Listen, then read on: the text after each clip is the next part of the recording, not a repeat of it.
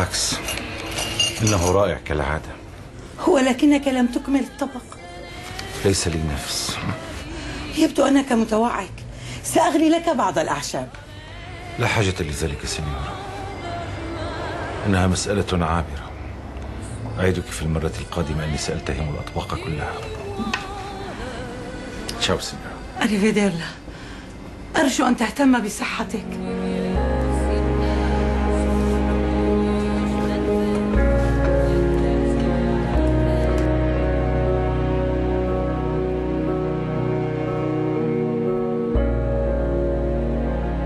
تربص بي الحزن، لا تتركيني لحزن المساء. سأرحل سيدتي، أشرع اليوم بابك قبل البكاء، فهذه المنافي تغرر بي للبقاء، وهذه المطارات عاهرة في انتظاري أن تراودني للرحيل الأخير.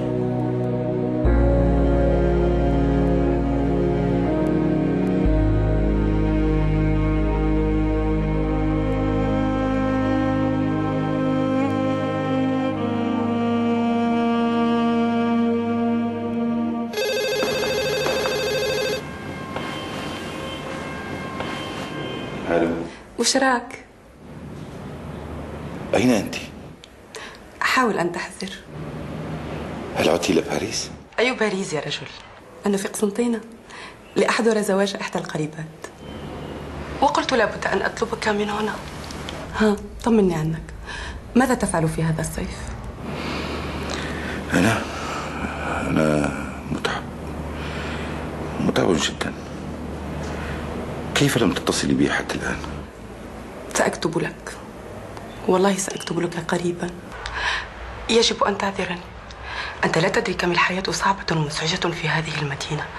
إن الواحد لا يخلو لنفسه ولو لدقيقة واحدة.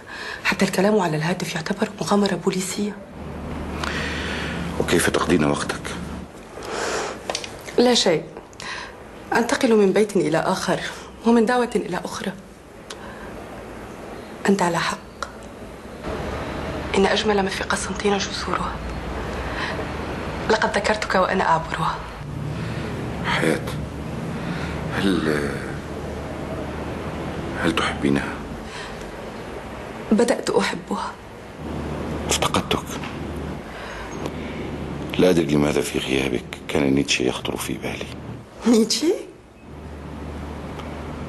رجل القوة والجبروت الذي وقع صريع حب امرأة اسمها لو، وما أنه القائل عندما تزور امرأة اسحب العصا معك، إلا أنه لم يسحب عصاه، بل على العكس كان أمامها ضعيفا مسلوب الإرادة. كان هذا حال نيتشه، فهل أخجل أنا من ضعفي معك؟ أتضحكين؟ وماذا تريدني أن أفعل؟ أنت امرأة سادية. لو خلف هتلر ابن في هذا العالم لكنت بلا شك ابنته الشرعية. ما قصتك مع هتلر ومع نيتشه؟ أتعلم؟ أنت تفجر في داخلي أكثر من موضوع للكتابة. سأكتب يوما هذه الفكرة. لا أدري ما الذي أوصلني إلى حبك، وأنا الهارب من حكم الجبابرة. أيمكن بعد هذا العمر أن أقع في حب امرأة طاغية؟ صرنا ثلاثة إذن، أنا نيتشه وهتلر.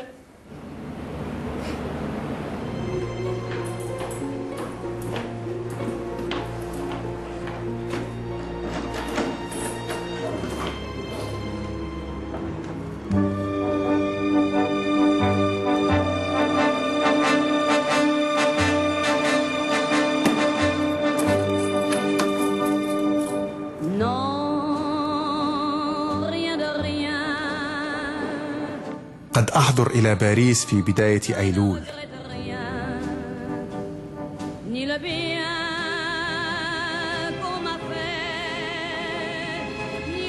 إن لرحيلك مذاق الفجيعة الأولى، والوحدة التي أحالتني إلى لوحة يتيمة على الجدار. ما أعظم الله، عظيم بقدر ما أنا وحيد. من قال هذه الجملة الرائعة؟ سينيور خالد، هل أقدم لك فنجانا آخر من القهوة؟ سينيور خالد، سينيور خالد، هل تسمعني؟ أسرتني، لم أنتبه لوجودك. يبدو أنك سافرت بعيدا بأفكارك. ترى هل هو الحب؟ لامور؟ نعم، أحب أن أستبدل هذا الفنجان الفارغ بآخر ساخن وممتلئ يتصاعد منه البخار ورائحة القهوة الساحرة. أوه ماما ميا، يا لها من صورة شاعرية. وحده الحب من يفجر تلك المشاعر، وكذلك الشوق. الشوق؟ إنني أفتقد تلك الصبية التي كانت ترافقك إلى هنا. ترى أين هي؟ أم أنها لم يعجبها طعامي؟ سينيورا توندي. Oh, mi scusi signore, subito prende il caffè. Momento.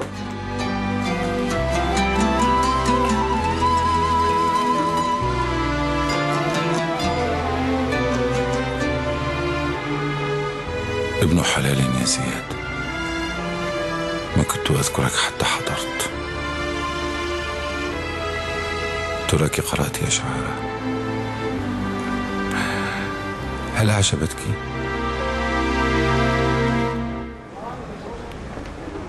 عسلامة سي حسان. ناصر أنت هنا، كيف حالك؟ بشرك. أهلا يا سي حسان، كيف حالك؟ هيا اسعد ليوصلك إلى البيت بشرط واحد، أن تتناول طعام الغداء عندنا. في فرصة أخرى، لقد وعدت منزل عمي أن أتناول عندهم الغداء. وعمك سي شريف هنا؟ لا، عمي ليس هنا، زوجته وابنته فريدة وأختي حياة جئنا لحضور عرس إحدى القريبات. استغل الفرصة إذن واختر لك عروسا من هنا، أم أنك تفضل بنات العاصمة؟ وهل أنا قادر على إعالة نفسي حتى أظلم معي بنات الناس؟ اعتقدت أن الشاحنة ستحل بعض المشكلات. شاحنة الدولة؟ وسام الشهداء؟ هي فعلا حلت جزءا من المشكلة، ولكن ليس لدرجة أن أؤمن حياة كريمة للعروس. اطلب المساعدة من عمك، يحق لك ذلك، فوضعه فوق الريح اللهم لا حسن. كان جدير به أن يهتم بنا ونحن صغار، ولكنه اهتم باسم سي الطاهر واستثمره أعظم استثمار. هيا اسمع.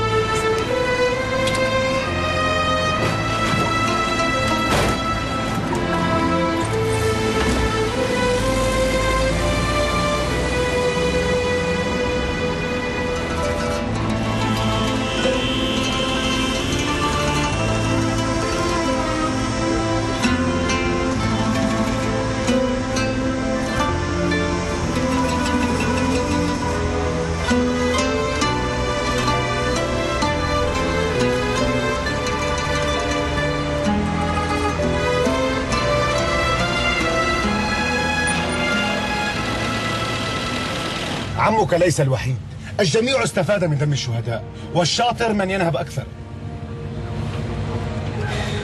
قل لي يا سي حسان، أما زلت تعمل معلما؟ للأسف نعم. للأسف؟ ما زلت عالقا هنا. أريد أن أنتقل إلى العاصمة، أريد أن أعيش حياة جديدة. هنا لا يوجد آفاق، كل شيء محدود. وهل تعتقد بأن الحالة أفضل في العاصمة؟ في العاصمة لم تجد عملا إلا بالوساطة أو الرشوة. الله يعلم كم عانيت للحصول على ترخيص محل تجاري. مع أن عمك سي الشريف. عانيت لأنني لم أستخدم اسمه. بعض الأمور تحتاج إلى تسهيلات، وليس عيبا لو طلبت من عمك بعض التسهيلات.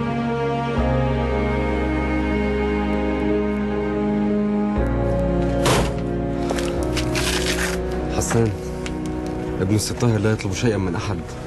رحمة الله عليه، لقد كان بطلا. اسمع، فلنأكل سوية. عتيقة ماهرة جدا بالطبخ. في مرة أخرى. عسلامة سي حسان. عسلامة.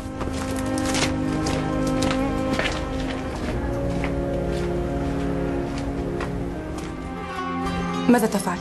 هيا اعترف. أنقذ نفسي من الانهيار. انهيار؟ وكيف تنقذ نفسك؟ أرسم. لقد رسمت حتى الآن 11 لوحة. أوه، يبدو أنك لم تضيع وقتك أبدا. قد تمر عدة أشهر قبل أن أشعر برغبة شديدة في الرسم، ثم إن اللوحات يجب أن تكون جاهزة قبل موعد المعرض. معرض جديد عظيم. متى؟ ليس قبل أن أعود إلى باريس. المعرض سيكون في غرناطة. في غرناطة؟ ولماذا لم تخبرني عنه؟ سافرت دون أن تودعين، فكيف سأخبرك يعني؟ خالد، أنت أعلم بظروفي، أرجوك لا تحملني المسؤولية. وماذا عن الرسائل؟ انتظرت منك رسالة ولكنها لم تصل حتى الآن. حين أعود سأتلوها عليك شفهيا. ومتى تعودين؟ قريبا، في أيلول. كان صيفا بطيئا وثقيلا. احذر بمن التقى أخي ناصر اليوم. لمن؟ بأخيك حسان. أليست مصادفة جميلة؟ حقا؟ خالد، أكلمك لاحقا. وصلت زوجة عمي. أوفر.